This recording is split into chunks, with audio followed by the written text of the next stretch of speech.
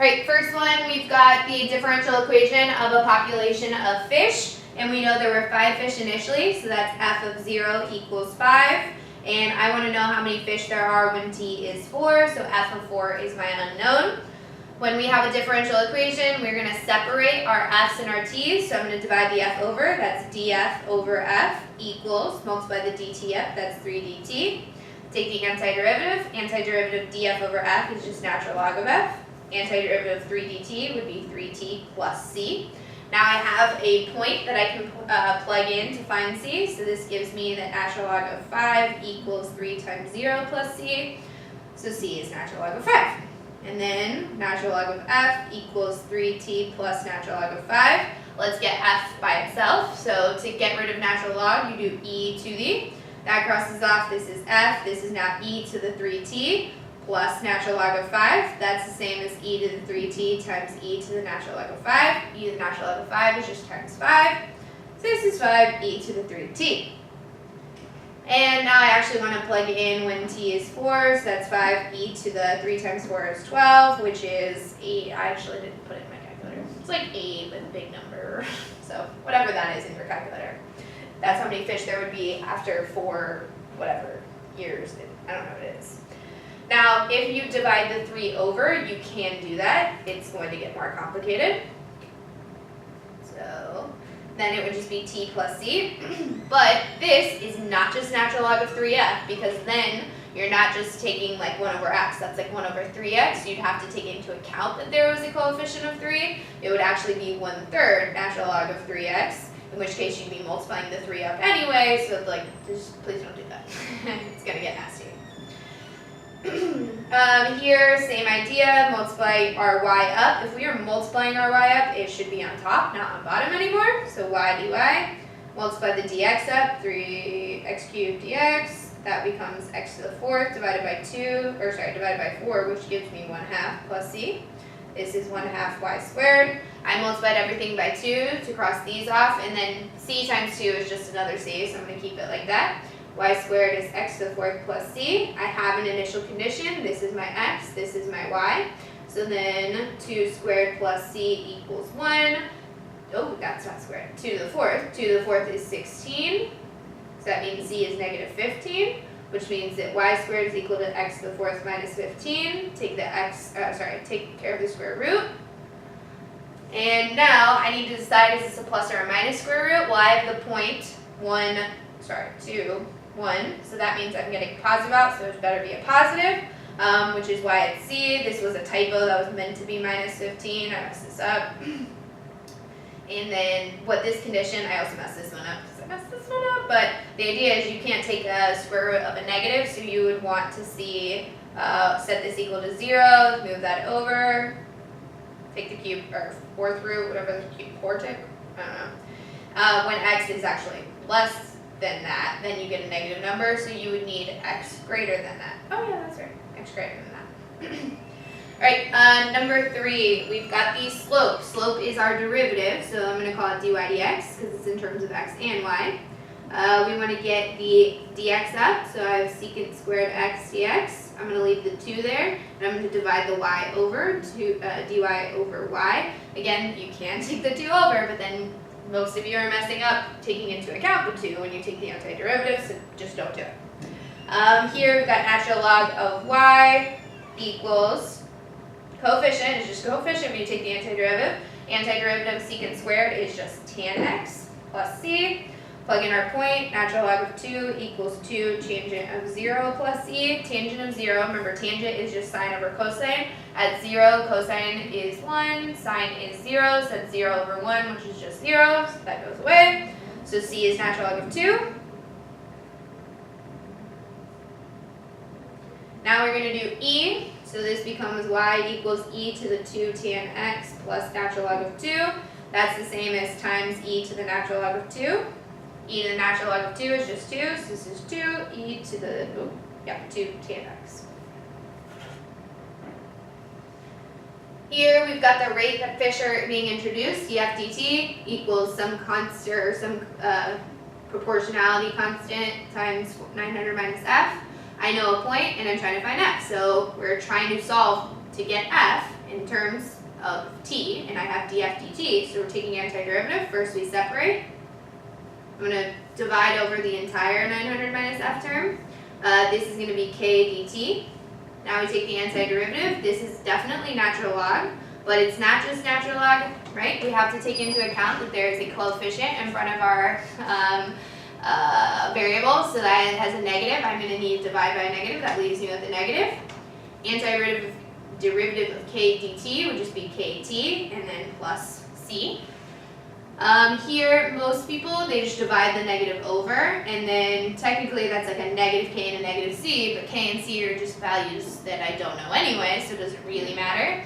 If you keep the negative there in front of the k, totally fine. You'll just like flip what your answer for k and c are. Your final equation should be the exact same though. And now I plug in my point. F of 0 is 600. F of 0, that's like the time. The output is the fish, which is 600, so that's natural log of 900 minus 600, equals k times 0 plus c, so that goes away. Natural log of 900 minus 600 is natural log of 300, which is my c. So natural log of 900 minus f equals kt plus natural log of 300, just plugging in what my c is. Now I'm trying to get f by itself, so get rid of the natural log, so that's 900 minus f equals e to the kt. Plus natural log of 300. Hopefully by now you recognize that that will just be times 300. So I'm going to put a 300 out front. Still don't have f by itself, so I'm going to add the f over and subtract this one over. So you get 900 minus 300 e to the kt. Again, if you had the negative, if you kept the negative when we divided it over, you would have a negative k here, and everything else should be the same. Because you would get negative natural log of 300, which then when you plug in, blah, blah, blah. Here, I have a second point. I'm going to use that to find k. So plug in t is 4, and this is my f. So 900 minus 300 e to the k times 4 equals f of 800. Subtract the 900 over, that gives me negative 100. Divide the negative 300 over, that gives me positive 1/3, so e to the k to 4 equals 1/3. Get rid of e by taking natural logs, that gives me k times 4 is natural log of 1/3, and then now we just divide the 4 over. Make sure this is clear that it's natural log of 1/3, and then outside of the natural log is dividing by 4. A lot of you actually simplified this to say that's natural log of 1 minus natural log of 3 over 4. Natural log of 1 is actually 0, so then this is just natural log of 3 divided by 4 to get your k value. And it actually only just said find k, but sometimes you have it where it's like, now that you have k, find the equation. So I'm just going to go back and put it into my equation so I can see. Oh, I dropped the negative. Like this. And again, just use your parentheses to make sure it's very clear. You're taking the natural log of 3 and then dividing by 4, not the natural log of 3/4. And there's a negative right there. And then having it right here makes this actually very easy. I'm looking when t approaches infinity, what is the function doing? So here we've got, I'm going to look at this term because that's the only term that has t in it. So e to the negative natural log of 3 over 4 to infinity. So this is basically just e to the negative infinity. E to the negative infinity means 1 over e to the infinity. When you do e to the infinity, that's getting really, really big. As you divide by really, really big numbers, that's basically going to 0. It's going to approach 0. If this is approaching 0, then 300 times 0, that whole term would approach 0, which means that this would just go to 900. So it would be 900. What this actually means is that the fish population approaches 900 and stays there as like time goes on, right? It has to go it probably takes a long time, but the longer we go, the fish population will just approach 900. Now, you also could have thought through this, right? This is the easiest way. Like, I have the function, as t goes to 0, the function goes to 900. The other way to think about it is this is the rate that the fish population changes. If I have less than 900, then this is a positive term, right? So, did I do that right? Yeah. If this is a less than 900, it's a positive term, it'll grow. If it is more than 900, it's a negative term, it'll go like decrease. So it'll just like stay at 900. If it's at 900, you don't have any change at all, which means that it wouldn't change, so it stays at 900. Alright, here we're finding the slope field. So I notice that as I go across x, it changes, and as I change y, it also changes. So anything that just depends on x or just depends on y is wrong. So that's why I crossed out these three immediately. That was easy, because I know it depends on both of these. Now I need to actually look at a few points. So I have this like big section of zeros here. The only way that x over y would be 0 is if x is 0. X is 0 here, and that's not a slope of 0.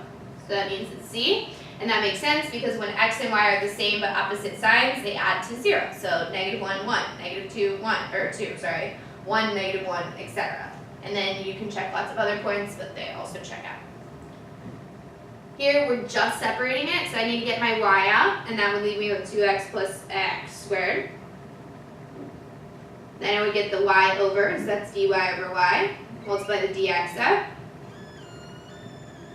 And that's the separable form. I didn't actually ask you to solve it, so you're good. Matching the slope field with the equation, so not with the derivative, right? I'm giving the equation. So easy ways to do the derivative for each of these.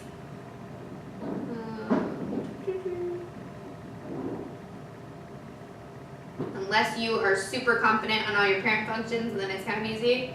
That would be negative x to -2, so that would be -2 over x cubed. Yeah.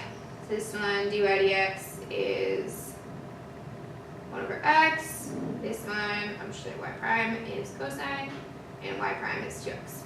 So these all represent the slope. So I go to the one that has a slope of 0 literally everywhere. D has a slope of 0 everywhere. The one that has a slope of 1 everywhere. So the one that has a slope of 1 is h at all points. This one has a slope of 2x, which means when x is positive, I have a positive slope. When x is negative, I have a negative slope. So this is positive and then negative. This one's positive and negative. No, I don't think anything else. So I'm between these two. I also notice that as x gets bigger, then my slope would be getting bigger. So I want getting steeper as I go across. This one's getting flatter, which means it must be c. As I get bigger x's, I get steeper slopes. So this one, 14, is c. 15, it's x squared, which means all of my slopes are positive. So where's the, we already used that one, it's just slope 1, all the slopes positive. Oh yeah, here, f. So positive, positive, and as x gets bigger, again, the slope is getting steeper, so that means 15 is f. Here, I've got -2 over x cubed, so when x is positive, the slope is negative, so I need negative on the right side. Yeah, here it's negative, and then it's positive here, and as the x gets bigger, this is going to get a smaller slope, which means it'll get flatter towards the slope of 0, so that means 16 is a. Here, y equals slope is cosine, so cosine of 0 is 1, which means that the slope is 1 when x is 0. So go to x is 0, and a slope of 1 at all x is 0s, that is e, because the slope is 1 at all of the values, or all of the x is 0. This would be negative sine, so sine of 0 is a slope of 0, which means it's flat at x equals 0. So all x equals 0s, b has a flat slope or 0 slope. And 1 over x, so it should be both positive on the right and negative on the left, like the whatever left of the axis, y-axis. And it should be getting flatter or smaller slope as x increases, so that should be g. It's getting flatter as x gets bigger, smaller slope, positive on this side, negative on this side. So that is g. The other way to do this is if you actually know your parent functions. Y equals 1 is not really a graph, so that one's a weird one. But y equals x is just a line. Which one looks like just a line? Oh, h. You've got a bunch of different lines because you can have particular solutions, right? Plus c's, etc. This one, y equals x squared, looks like a parabola. Oh look, C looks like it's parabola. Again, just different plus C's. Here, this is a cubic function. Oh, that's not what a cubic function looks like. That's what a cubic function looks like. F should look like that. Oh yes, it does. and the different ones just represent the different constants. 1 over x squared apparently looks like this one. Sine should look like this.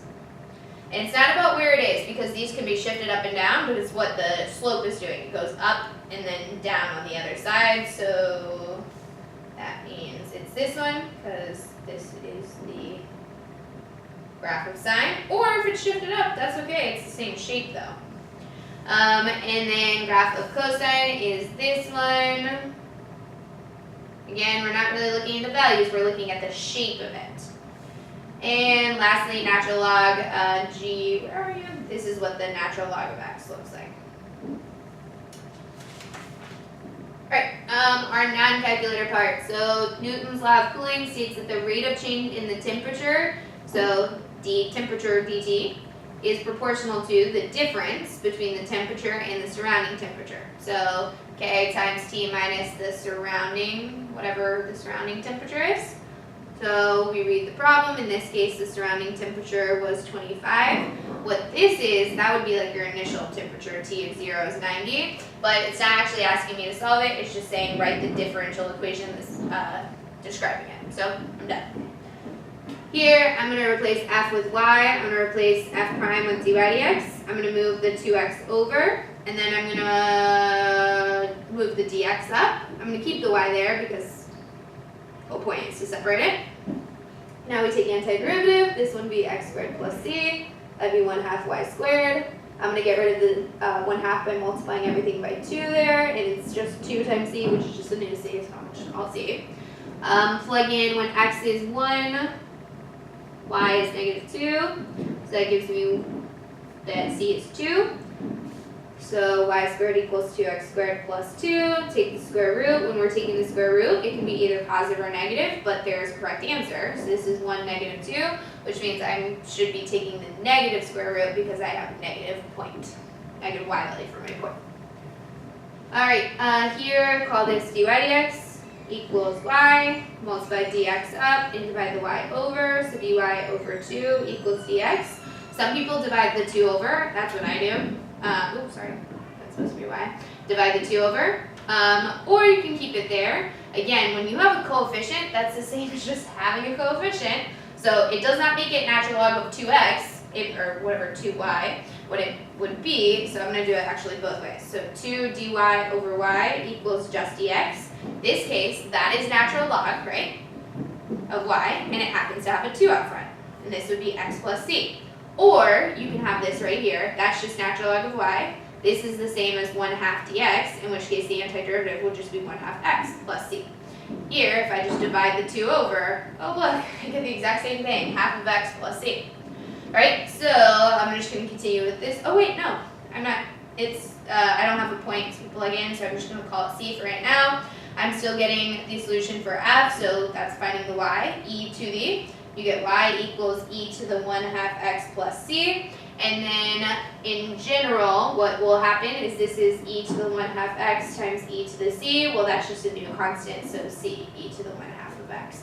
That is definitely not the same thing as e to the 1/2 x plus a c right here. This is adding in a exponent is the same as multiplying by some number, not adding. Alright, slope, that's dy dx, is 2y over root x. Multiply the dx up, so I've got dx over root x, divide, I'm going to keep the 2 there. Divide the y over, so dy over y, antiderivative, that's just natural log. This I'm going to rewrite as 2x to the -1/2 dx. Add 1, that would be x to the positive 1/2. You'd have to divide by 2, so then, divide by 1/2, which is multiplied by 2, so that would be 4. And then just double check if you're like, I'm not sure I did that right. This would be times 1/2, which is 2, minus, which would be 2x to the -1/2. Perfect. Now we plug in our point, 0, 2, that's 0, natural log of 2, so then c is just natural log of 2. Plus natural log of 2. And we're getting the equation for the curve, so we're trying to find y, so e to the, that gives me y, e to the 4 square root of x, because x to the 1/2 is just root x, plus natural log of 2. That's the same as times e to the natural log of 2, which is the same as times 2. So this is 2 e to the 4 root x. Alright, divide my y term over, so divide the y plus 2, keep the secant squared x and multiply the dx up. Antiderivative of secant squared is tan x plus c. Antiderivative of this is natural log of y plus 2. Y does not have a coefficient, so I don't need to worry about like taking that into account. As the point 0,3, tangent of 0, we already said earlier was 0, so c is natural log of 3 plus 2, which is 5. Natural log of y plus 2 equals tangent of x plus natural log of 5. Y plus 2 is e to the tangent x. That would be plus natural log of 5, which is the same as times e to the natural log of 5, which is the same as just times 5. We're going to subtract the 2 overs. This is 5 e to the tangent x minus 2.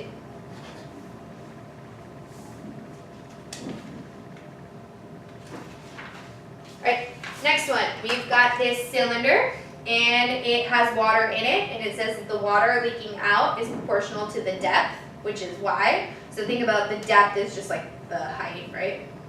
The same thing. Height, y. And it's some proportionality to the square root of its depth. I know that the volume is changing at this rate, so I'm going to call that the rate at which the volume is changing is dv dt. So dv dt is equal to negative 3 pi root y. Now, I want to find dy dt. I know what it should be equal to. I'm trying to show that it's equal to that. So first, let's think about how I would find it. I need some relationship between dv dt and dy dt. Well, let's get an equation for volume. For a cylinder, right, that's just going to be area of the base times the height. We don't have to worry about 1/3 or like any of the cone stuff or the pyramid stuff because it's just straight up, right? So the area times the height gives you this entire volume.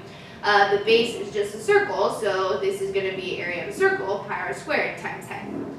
Now in this problem, actually only one of these is changing, right? Your radius, no matter where I go on this, my radius is going to be 3. It's only my height that's changing as the water comes out, so I'm just going to say this is pi 3 squared, and it said to call the depth y, so I'm going to call it y. So then my volume is 9 pi y. So when we take the derivative, dv dt, well that's just going to be 9 pi, derivative of y being dy dt. Right? dv dt we just said was this, so let's replace this. And now we get dy dt by itself. Divide the pi over, divide the 9 over. That gives me negative 3 over 9, which is negative 1/3 square root of y, is dy dt. And yep, that's good, because that's what I'm supposed to show that it is. Here, how fast is the depth changing? So how fast the depth is changing is the rate at which the depth is changing, which is dy dt. So dy dt equals 0 when y equals, if it's 1/4 full, where the height is h, so if I go to half the height, right, half full, or sorry, not half, quarter full would be quarter of the height, so that would be a height of 2. And dy dt is equals negative 1/3 root y, so that would just be negative 1/3 root 2, which is just negative 2 root 3. You can just leave it like that, right? That is correct. I just wrote it a little nicer. Alright, if the can was half full of water initially, solve for the depth. So that's saying that initially my height was half full, that would be a height of 4. And I already know dy dt.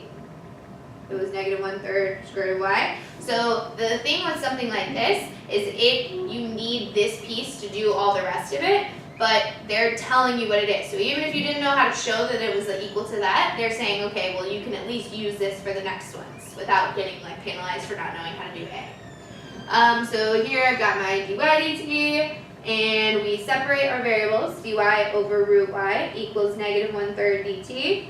That would become negative 1/3 t plus c. This is the same as y to the negative 1/2. So add 1, that's y to the positive 1/2. And then I would need to account for the 1/2, so I'd put a 2 out front. Now I'm going to plug in. T is 0, this is 2, square root of 4 equals 0 plus c. Square root of 4 is 2, 2 times 2 is 4, so I get my c is 4. Hopefully this is the same as what my answer key says. Answer key says. Oh, what the heck? Oh boy. Oh no, just kidding. We're good. Sorry. So I found my C later after I got rid of the 2. That's why. Anyway, now we have 2 root y equals negative 1/3 t plus 4. I'm going to divide everything by 2, so that become negative 1/6 t plus 4/2, which is 2, equals y to the 1/2. I need to get y by itself, so that's square root, so you just square it. So this is y equals negative 1/6 t plus 2, all of it squared.